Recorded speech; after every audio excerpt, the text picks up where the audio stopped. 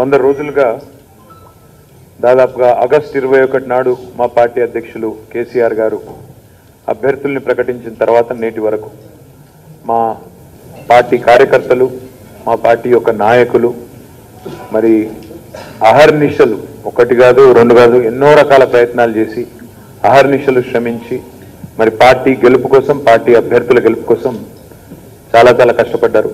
ముందుగా వాళ్ళందరికీ హృదయపూర్వకంగా వినమ్రంగా నేను ధన్యవాదాలు తెలియజేస్తా ఉన్నా. ఎందుకంటే ఒక 60 లక్షల కుటుంబ సభ్యులున్న పార్టీ బీఆర్ఎస్ పార్టీ, 60 లక్షల కార్యకర్తలు, వారి బలగము అందరూ కూడా ఎంతో కష్టపడి శ్రమించి పార్టీ అభ్యర్థుల గెలుపు కోసం ప్రయత్నం చేసినప్పటికీ మనం ఆశించిన ఫలితం రాలేదు. ఆశించిన ఫలితం నిజానికి మనం డెఫినెట్గా గతం కంటే కూడా మంచి మెజారిటీ సాధిస్తాము అనే ఒక ఆశాభావంతో ఎన్నికలకు పోయినాము. కారణాలు ఏమైనప్పటికీ ఇంకా కారణాలు లోతుగా సమీక్షించుకుంటాం. ఇప్పుడు మొత్తం 119 స్థానాలకు గాను మనకి ప్రజలు 39 స్థానాలు ఇచ్చి ఒక ప్రతిపక్ష పాత్ర పోషించండి అని ఒక ఆదేశం ఇచ్చినారు. మరి ప్రజలు ఇచ్చిన ఈ పాత్రను, ఈ బాధ్యతను తప్పకుండా సమర్థవంతంగా నిర్వహిస్తాం. ఎందుకంటే ఒకటి వాస్తవం, గత 10 ఏళ్ళు మాకు ప్రభుత్వాన్ని అప్పచెప్తే ఎంత సమర్థవంతంగా నడిపామో, ప్రభుత్వాన్ని అప్పచెప్పినప్పుడు ఎంత మరి విశ్వసనీయంగా, ఎంత విశ్వాసంగా ప్రజలకు సేవలు అందించాము, అదే పద్ధతుల్లో ఈరోజు కూడా మరి ప్రజలు అందించిన ఈ కొత్త పాత్రలో కూడా తప్పకుండా మరి ఈ ఎదురు దెబ్బను ఒక పాఠంగా, ఒక గుణపాఠంగా తీసుకొని ఇందులోంచి కూడా నేర్చుకోవాల్సినవి నేర్చుకొని ముందుకు సాగుతాం.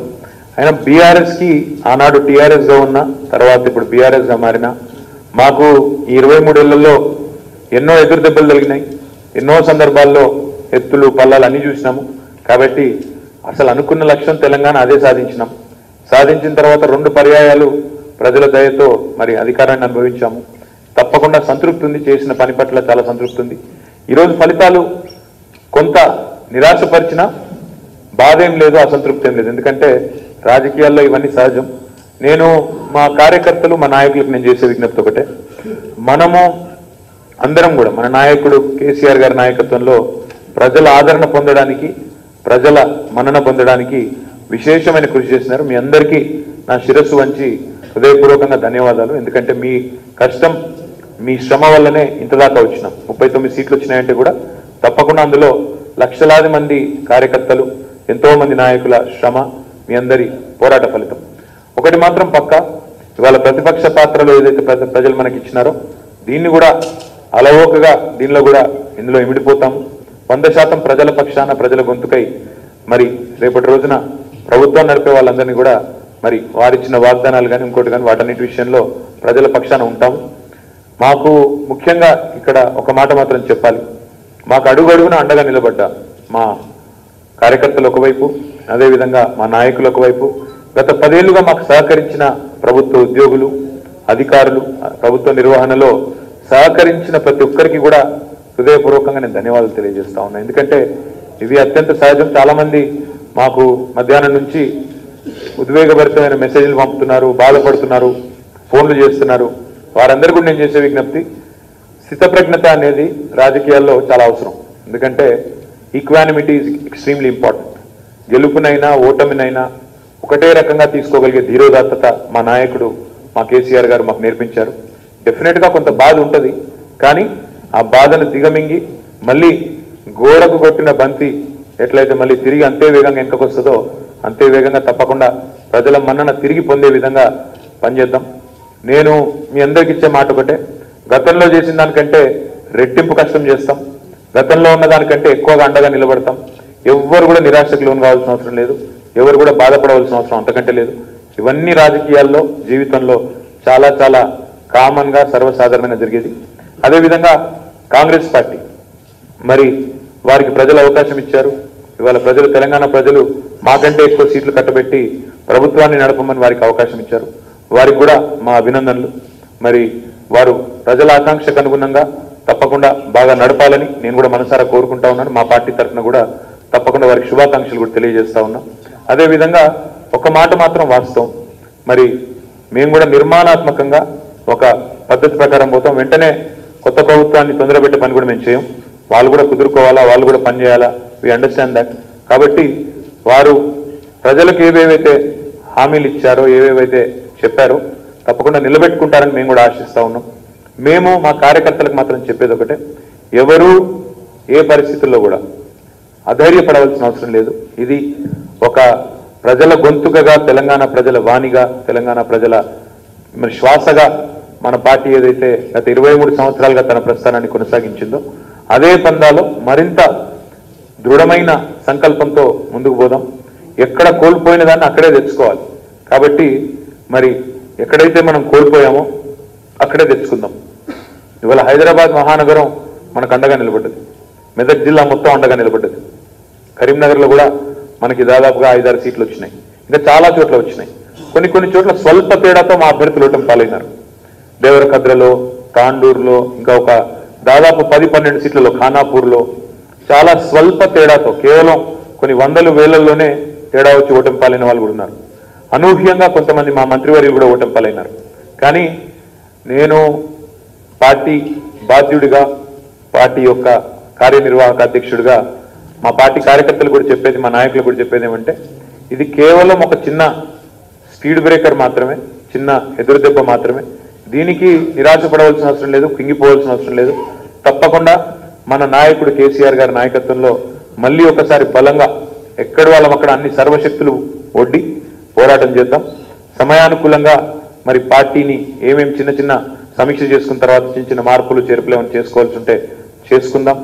మళ్ళీ ఎంత దృఢంగానైతే ఉద్యమాన్ని ఆనాడు ఎన్నో ప్రతికూలతల మధ్యన నడిపినామో, 14 ఏళ్ల పాటు రానే రాదనుకున్న తెలంగాణను ఎట్లయితే కష్టపడి పోరాటం చేసి సాధించినామో, మళ్ళీ అదే రకమైన పోరాట స్ఫూర్తితో, అదే రకమైన మొక్కవోని ధైర్యంతో మరి తప్పకుండా ముందుకు పోదామని చెప్పి కూడా తెలియజేస్తూ, ఎన్నుకోబడ్డ మా గౌరవనీయులైన శాసనసభ్యులందరికీ కూడా, ఎందుకంటే దాదాపు 39-40 సీట్లలో మా శాసనసభ్యులు కూడా గెలిచినారు, వారందరికీ కూడా నా శుభాకాంక్షలు. వారి గెలుపు కోసం పనిచేసిన కార్యకర్తలకు కూడా శుభాకాంక్షలు. ఇవాళ బీఆర్ఎస్ పార్టీకి ప్రతి జిల్లాలో ప్రాతినిధ్యం అయితే ప్రజలు ఇచ్చినారు.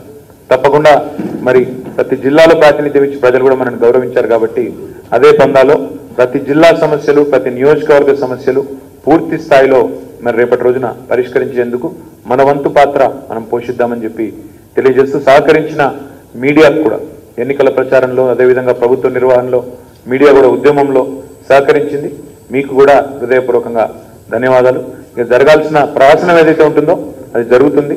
ఆల్రెడీ ముఖ్యమంత్రి గారు మరి ఇక సహజంగానే ప్రజాస్వామ్య ప్రక్రియలో మనం పరిణితి ప్రదర్శించి మనం వచ్చిన తీర్పును గౌరవించాలి. ప్రజా తీర్పు శిరోధార్యం కాబట్టి ఆల్రెడీ తన రాజీనామా పత్రాన్ని గవర్నర్ గారికి పంపారు. మరి తప్పకుండా జరగాల్సిన ఘట్టం ఏదైతే ఉంటుందో తర్వాత అది జరుగుతుంది. మేము పూర్తి స్థాయిలో కొత్తగా ఏర్పడబోయే ప్రభుత్వానికి సహకరిస్తామని చెప్పి తెలియజేస్తూ, వారికి నా అభినందనలు మరొకసారి తెలియజేస్తూ, మా కార్యకర్తలు, మా నాయకులందరూ కూడా పూర్తిగా ఎవరూ కూడా నిరాశకు లోను కాకుండా ముందుకు మరి పార్టీ ఆదేశాల మేరకు సాగాలని మరొకసారి విజ్ఞప్తి చేస్తూ మీ అందరు కూడా ధన్యవాదాలు. इंग्लिश में बोल दूं? ठीक है. I'd like to thank the lakhs of workers of the BRS party who have toiled very hard over the last 3 months for ensuring that we come back at the hustlings in a successful manner. Unfortunately, the result is definitely not what we wanted. Now we are short by about 20 seats, but nevertheless we have put up a valiant fight, and I am deeply grateful to the people of Telangana for blessing us with 2 consecutive terms. 2 बार उन्होंने हमें मौका दिया. 10 साल नया तेलंगाना राज्य जिसको बनाने में हमने बहुत एक्टिव रोल प्ले किया, अहम भूमिका प्ले किया. इसमें हमें मौका दिया गया 2 बार. कोशिश हमने तो ये की कि तेलंगाना को पूरे भारत में, पूरे हिंदुस्तान में नंबर 1 बनाने की, और हम काफी हद तक कामयाब भी हो चुके. बट इस बार हमें जो रिजल्ट चाहिए था वो नहीं मिला, पर कोई बात नहीं. हम हमारा काम जारी रखेंगे. हमारे जो लीडर हैं केसीआर सर, उनके लीडरशिप में we will continue to strive for the greater good, for the benefit of the people of Telangana, and we will assure all cooperation to the new government. We compliment and congratulate Congress party on winning the mandate of the people. We wish them the very best in fulfilling all the promises that they've made to the people. Of course, we'll play the role of a constructive opposition, which is what has been conferred upon to us by the people of Telangana. And we will play a very constructive role. I promise you that, because this is a state for which we fought hard. This is a state for which our Honorable Chief Minister and our party president has in fact risked his life. So we will do everything in our capacity to help the newly incumbent government to ensure that a proper transition happens. And as part of the democratic process, our Chief Minister has already sent his resignation to the Honorable Governor, and I think the due process will follow hereafter. And I thank the entire media members as well for your cooperation, for your support during elections and even before that. Thank you.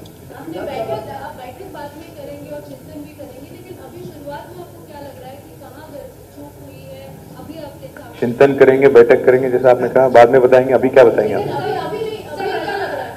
अभी तो हाँ, क्या बता रहे हैं? सबसे बड़ा reason क्या रहा हार का? दो चार दिन तो रुक जाइए, क्या जल्दी है?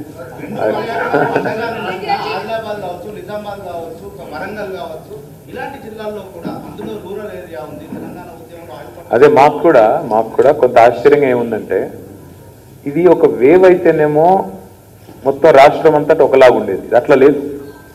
హైదరాబాద్, గ్రేటర్ హైదరాబాద్ ఇదంతా చూస్తేనేమో ఇక్కడ ఏకపక్షమైన తీర్పిచ్చారు ప్రజలు. మెదక్ జిల్లా చూస్తే అక్కడ కూడా దాదాపు ఏకపక్షంగా ఉంది. కరీంనగర్ దాదాపు 50-50 అన్నట్టు 40-60 ఉంది.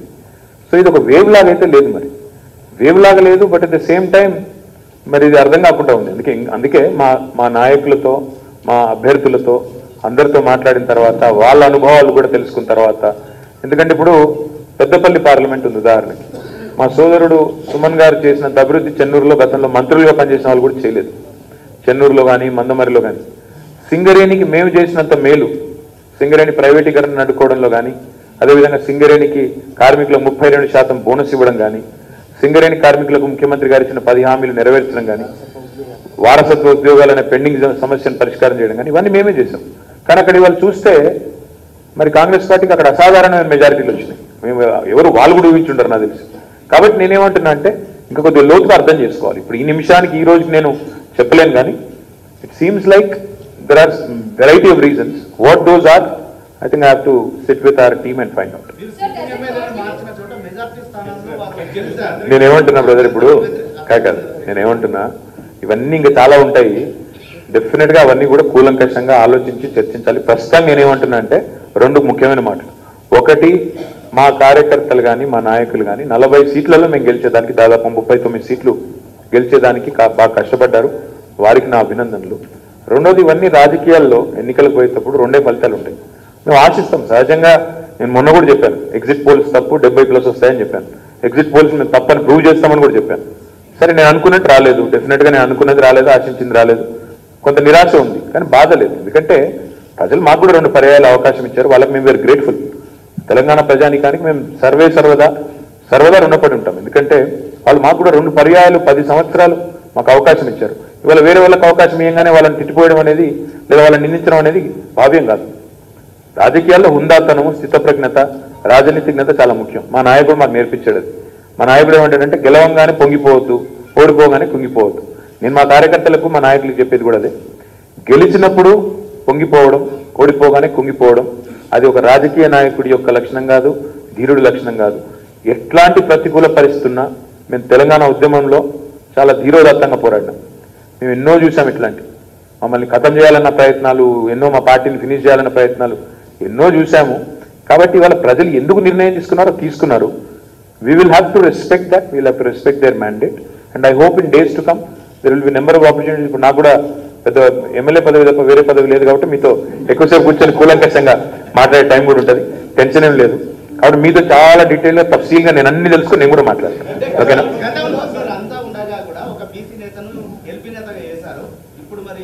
తొందర ఎందుకు గురువు నీకు? ఇప్పుడు చాలు లేదు, చూడలేదు, కొడుకు పేరు సోమలింగం ఉన్నాయి. రిజల్ట్స్ ఇంకా మొత్తం రాలి, ఎందుకు టెన్షన్ పడుతున్నావు పోయి? నాకు అర్థం కాదు. మా ఎల్పీ కూర్చుంటుంది, నిర్ణయం తీసుకుంటుంది. సరే, एक मिनट. అరే అన్ని క్వశ్చన్లు ఈరోజు అయితే మళ్ళీ రేపు ఎల్లుండే మాడతారు పోయి, మీరు నాకు అర్థం కాదు. part of, see, election, when you go to an election, there are only two outcomes. Either you win, you lose. Today we lost. But not every day is the same. See, we will bounce back, we'll come back strong, we'll come back even stronger. So wait for that day. Not every day is, today is Sunday, I know. Not every day is Sunday. Remember that. नहीं वो लड़की चिल्ला रही है यार, तुम रुक जाओ यार. बोल लो यार. हाँ. Well, let's wait and see. Let's not jump the gun. Let's not rush to any conclusions. Let me not doubt my own MLAs. No, why do we have to create unnecessary speculation at this point? The results are just about out. Let's not jump the gun. Let's not talk about anything else other than the fact that people have worked hard. My party leaders have worked hard. Workers have worked hard. They've put in their blood and sweat. So let me thank them. Let me keep it at that. Thank you.